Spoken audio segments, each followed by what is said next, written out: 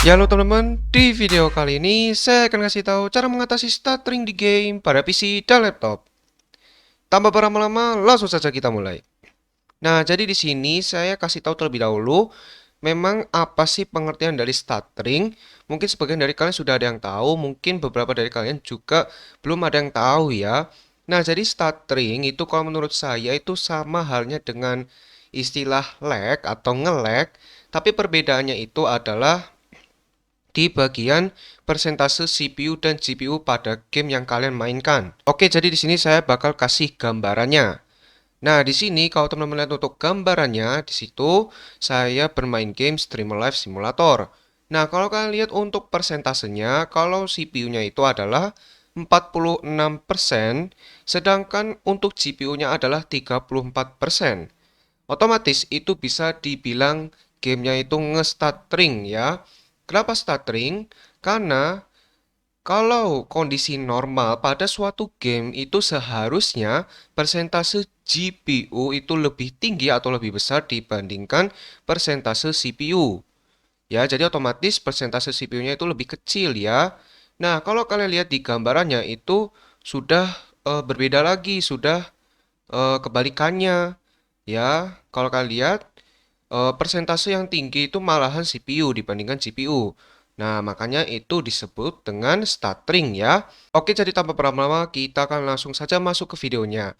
Nah, jadi pertama-tama teman-teman silakan download folder bernamakan mengatasi stuttering. Untuk link downloadnya ada di deskripsi video. Jika sudah di-download bisa langsung diekstrak terlebih dahulu. Jika sudah diekstrak bisa langsung dibuka saja untuk foldernya ya. Nah, di dalam sini kita akan langsung saja dari nomor pertama yaitu power plan. Teman-teman tinggal masuk saja, kemudian teman-teman di sini buka Ultimate Performance Code ya. Nah, kemudian di sini teman-teman copy untuk kodenya, klik kanan, copy. Kemudian teman-teman buka command prompt dengan cara klik kanan kemudian run as administrator. Kemudian di sini teman-teman silakan pastekan kodenya yang sudah kalian copy tadi dengan cara Ctrl plus V atau Ctrl plus V ya. Kemudian di enter, nanti akan otomatis muncul yang namanya Ultimate Performance di sini. Kalau muncul berarti tandanya kalian berhasil ya. Dan jika sudah selesai, command prompt bisa di close. Kemudian teman-teman silakan buka control panel. Kemudian di control panel teman-teman tinggal cari saja di menu pencarian yang ada di atas sini. Ya, ketik saja power. Nanti teman-teman silakan klik yang power options yang paling atas ya. Kemudian di sini teman-teman silakan pilih yang Ultimate Performance. Kemudian teman-teman klik Change Plan Settings yang di sebelah kanan. Kemudian di sini teman-teman klik Change Advanced Power Settings. Kemudian di sini teman-teman yang perlu teman-teman ubah yaitu di bagian hard disk itu kalau bisa 0. Kemudian untuk sleep, kemudian allow wake timers. Di sini teman-teman bisa pilih disable. Kemudian di USB settings ya, di sini teman-teman pilih disabled. Kemudian untuk PCI Express ini, nah di sini teman-teman matikan atau off. Nah, kemudian untuk proses power management di minimum dan juga maksimum, teman-teman bisa ubah ke angka 100 ya. Nah, jika sudah selesai seperti ini bisa diklik apply, kemudian OK dan bisa di save change ya. Nah, jika sudah selesai power plan-nya bisa di close. Kemudian teman-teman bisa kembali lagi. Kemudian masuk ke nomor kedua yaitu MSI. Kemudian di sini di bagian MSI Util V3, klik kanan kemudian pilih Run as Administrator. Nah, jika sudah selesai nanti akan otomatis akan kebuka MSI mode utility-nya. Dan di sini yang perlu teman-teman lakukan adalah cari GPU atau VGA kalian masing-masing. Ya, contoh di sini saya memakai GPU atau VGA Nvidia GeForce GT 730. Nah, yang perlu teman-teman lakukan ketika sudah ketemu, yaitu lihat di bagian support modes. Kalau ada MSI, untuk kotaknya bisa dicentang. Karena di kotak ini itu MSI ya, kotak MSI. Kalau misalkan di support mode ada MSI, maka dicentang. Nah, jika sudah, di sini ada intro priority, teman-teman bisa ubah ke high. Ya, seperti ini, ubah ke high. Nah, jika sudah selesai, bisa diklik apply yang ada di atas kanan pojok sini. Apply, kemudian bisa di close. Nah, jika sudah selesai, teman-teman bisa kembali lagi. Kemudian masuk ke nomor ketiga, yaitu nonaktifkan UAC. Kepanjangan dari UAC di sini sudah saya sediakan, yaitu User Account Control ya. Jadi kalau misalkan teman-teman bingung, ya, teman-teman bisa googling saja, ketik UAC atau user account control. Nanti teman-teman akan lihat untuk beberapa gambaran mengenai UAC atau user account control yang satu ini. Ya, jadi teman-teman tinggal cara menjalankannya, tinggal klik kanan, ya, kemudian teman-teman pilih merge, kemudian klik yes, kemudian oke. Nah, seperti itu ya. Kemudian jika sudah, teman-teman bisa kembali lagi, kemudian masuk ke nomor keempat yaitu mematikan HPET. Nah, kepanjangan dari HPET ya di sini saya bakal jelaskan terlebih dahulu. Mungkin sebagian dari kalian ada yang belum tahu ya, karena ini sangat minim banget ya untuk pengetahuannya atau ilmunya.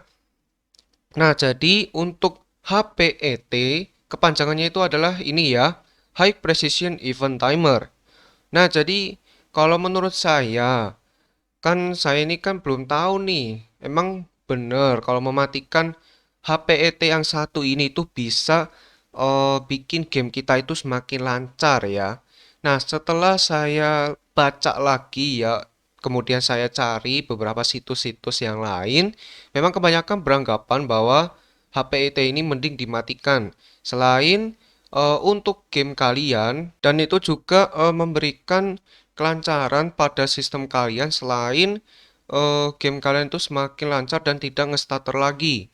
Nah, jadi mending saran saya itu dimatikan dengan cara di High Precision Event Timer itu kalian klik kanan kemudian di Disable Device.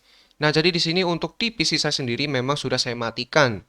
Ya, jadi bukti kalau sudah mati itu di sini untuk ikonnya itu atau icon ya, untuk iconnya ini ada tanda panah ke bawah ya. Kalau ada tanda panah ke bawah ini sudah mati untuk device-nya.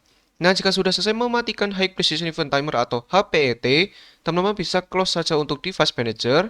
Kemudian bisa kembali lagi. Kemudian masuk ke nomor kelima yaitu Program. Kemudian masuk ke Timer Resolution. Nah, di sini ada dua. Yang pertama PCD Edit Code, kemudian ada Program Timer Resolution. Nah, jadi di sini kita akan masuk ke timer resolution terlebih dahulu. Jadi cara bukanya klik kanan kemudian run as administrator. Nah, kemudian di sini yang perlu teman-teman lakukan adalah klik maksimum. Ya, klik maksimum yang ada di sini ya, maksimum. Nah, kemudian teman-teman lihat jika sudah selesai ngeklik maksimum, di sini akan muncul angka berapa? Mungkin ada yang muncul angka 0,499 atau 0,496 ya dan seterusnya. Nah, jika di sini tertulisnya bukan angka 0,500 setelah kalian ngeklik maksimum, maka otomatis kalian itu benar-benar salah. Karena setelah saya searching-searching lagi di internet, ternyata angka yang paling bagus itu adalah 0,500 alias 0,5. Nah, jadi bagi kalian yang merasa tidak mendapatkan atau merasa untuk angkanya ini bukan 0,500, nah caranya gampang banget. Kalian tinggal buka saja PCD Edit Code. Kemudian di sini ada 3 kode ya. Jadi kalian tinggal klik kanan copy, kemudian kalian close untuk notepadnya. Kemudian di sini saya bakal buatkan shortcut untuk kalian berupa command prompt ya. Nah, kemudian di sini setelah saya membuatkan shortcut command prompt-nya, kalian klik kanan, kemudian run as administrator. Kemudian di CMD-nya kalian tinggal pastekan saja untuk kodenya.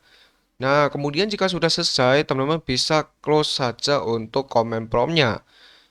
Kemudian kalian coba lagi untuk membuka timer resolusinya dengan run as administrator, kemudian kalian coba klik maksimum. Ya, kalau misalkan untuk angkanya tetap masih 0,499, 0,496 dan tidak bisa mendapatkan 0,5 atau 0,500, kalian harus restart PC atau laptop kalian baru kalian coba lagi ya.